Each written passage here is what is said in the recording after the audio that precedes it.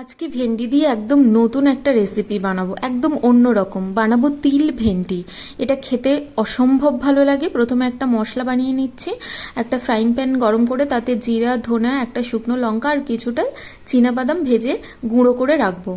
ওই ফ্রাইং প্যানে একটু তেল দিলাম, দিয়ে গোটা জিরে ফোড়নে দিলাম, একটু হিং দিলাম, লম্বা লম্বা করে কেটে রাখা আলু দিয়ে দিচ্ছি হলুদ। লবণ কিন্তু এখন দেব না। খুব ভালো করে নেড়ে আলুটাকে ভাজা ভাজা করে নেব।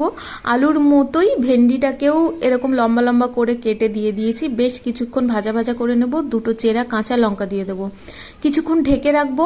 একদম ভাজা ভাজা হয়ে এলে তখন লবণ দিয়ে দেবো সাদা তিল, আর যে মশলাটা প্রথমে গুঁড়ো করে রেখেছিলাম সেটা দিয়ে দেবো, আর দিয়ে দেবো কুচানো ধনেপাতা। সব কিছু খুব ভালো করে মিশিয়ে নেব। নিয়ে এটাকে আমি 5 মিনিট ঢেকে রেখে দেব।